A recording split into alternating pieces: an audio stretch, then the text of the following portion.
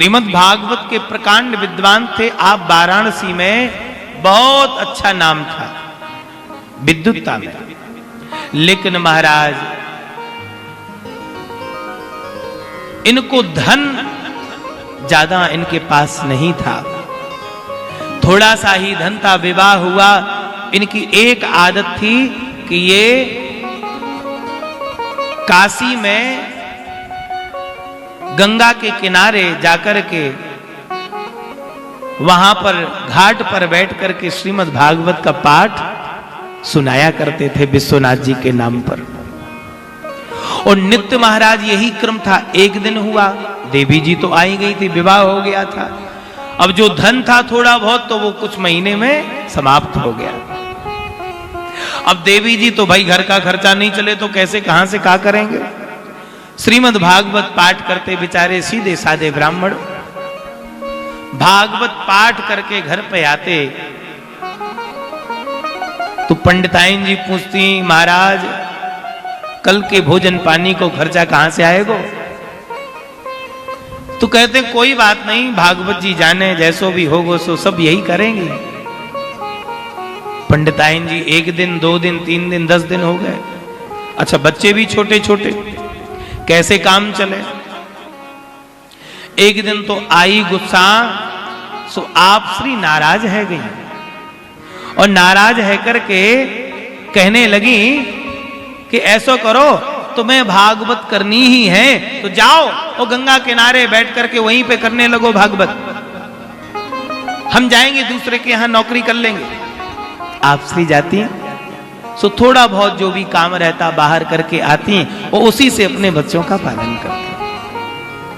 बड़े आए भागवत पाठ करने वाले, भागवत करते हैं भागवत करते हैं, धन कहां से आएगा, काम कैसे चलेगा, पैसा कहां से आएगा। कहां जाते हो तुम पाठ करने के लिए, तुम्हें ये पता नहीं है। और जहां जाते हो उससे कहा करो कि मुझे दक्षिणा दो, बिना दक्षिणा के कैसा पाठ। तो महाराज पंडित जी कहने लगे कि हम एक सेठ के यहां पर पाठ करने के लिए जाते हैं, लेकिन उन्होंने कहा है कि हम दक्षिणा दे देंगे। हुआ भाई 2 4 10 दिन और देवी जी का गुस्सा शांत रहा, लेकिन जैसे महाराज और दिन निकले तो अब तो थमी ना गई। क्यों? क्योंकि भोजन पानी की व्यवस्था ना है तो कैसे काम चलेगा। आज तो महाराज गुस्सा आई, ऐसो करो तुम जी अपनी लियो भागवत जी और लेके वहीं सेठ जी खो, उन्हीं के यहां पर रुक जाओ, उन्हीं के यहां कथा सुनाया करो, हम बच्चों का खर्चा चला लेंगे, तुम्हारो नहीं चला पाएंगे। बेचारे ब्राह्मण देवता जो है घर से आ गए, लेकिन दुखी कि नाथ हम अपने लिए तो नहीं मांग रहे हैं कुछ, लेकिन बालकों का, बच्चों का, परिवार का भरण पोषण कैसे होगा, किस तरह से होगा, कैसे होगा, क्या करूं मैं, नाथ कुछ कृपा करो। गए, जाकर के वही घाट पर अपना पाठ प्रारंभ कर दिए श्रीमद् भागवत का। भागवत जी का पाठ किया और यहां एक छोटे से बाल स्वरूप में आकर के ठाकुर जी एक बढ़िया सी टोकरी ली और टोकरी में एक बालक आयो पंडितायन जी के यहां पर, उन्हीं पंडित जी के यहां पर। तो अब तो केवल पंडितायन और बच्चे।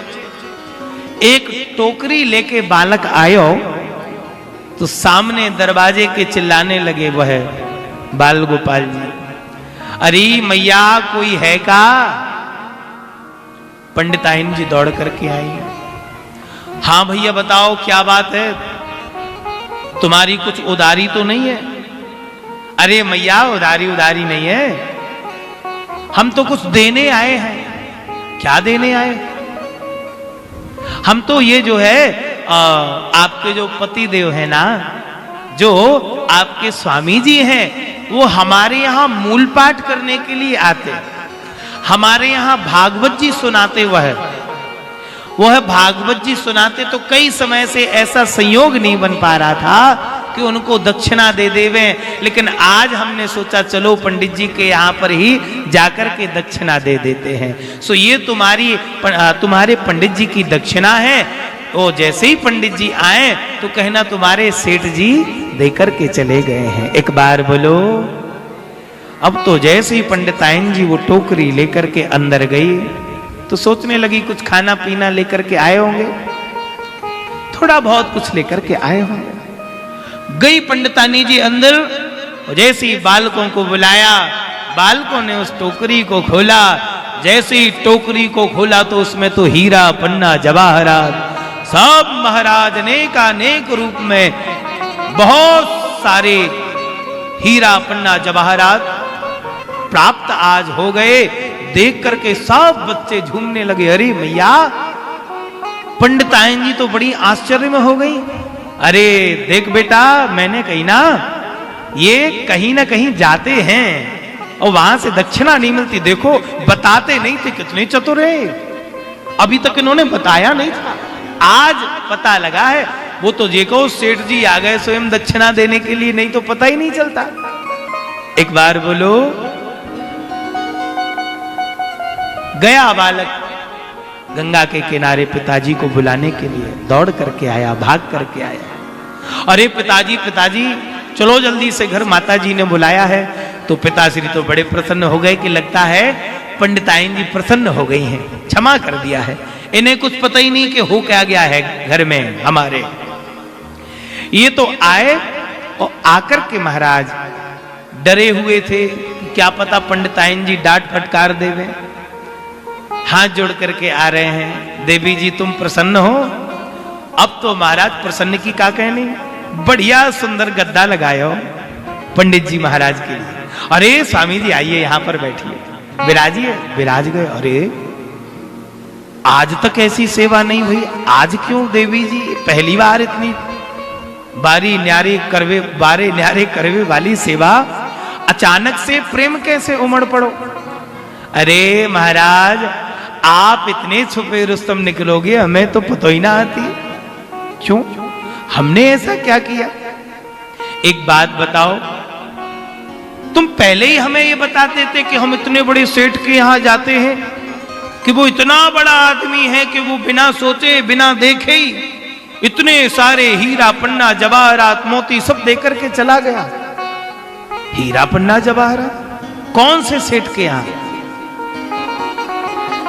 तो महाराज बोले जहां आप पाठ करने के लिए जाते हैं, कथा सुनाने को जाते हैं, वही सेठ तो आया था आज और आकर के हमें धन दे करके गया है। जैसे अच्छा बताओ जरा, मुझे भी बताओ, मैं भी देखूं। और महाराज जैसे ही आज वह पंडित जी गए, सामने देखा तो उस टोकरी में तो हीरा पन्ना जवाहरात रखे हुए थे। सेठ तो कोई था ही नहीं, पंडित जी ने तो ऐसे ही बोल दिया था। जैसे महाराज ये बात हृदय में बैठ गई, हृदय में बैठते ही ठाकुर जी का स्मरण होने लगा।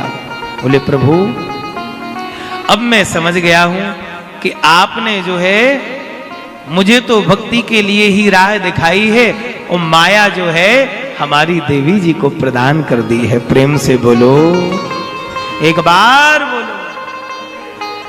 तो भैया कहने का तात्पर्य है बंधुओं, ये भागवत क्या है? कल्प वृक्ष है। स्वर्ग का जो वृक्ष है वह तो आपको आपके सामने आ जाएगा, वह सब कुछ आपको प्रदान कर सकता है। जो आप मांगोगे सो वह आपको प्रदान कर देगा, लेकिन उसमें भी ये सामर्थ्यता नहीं है कि वह ठाकुर जी के दर्शन करा देवे। लेकिन ये जो कल्प वृक्ष है, इसमें आप जो मांगोगे सो वो देगा, और दूसरा ठाकुर जी को भी आप मांगोगे तो साक्षात ठाकुर जी के दर्शन भी यह करा देगा। एक बार बोलो राधे राधे, जरा प्रेम से बोलो।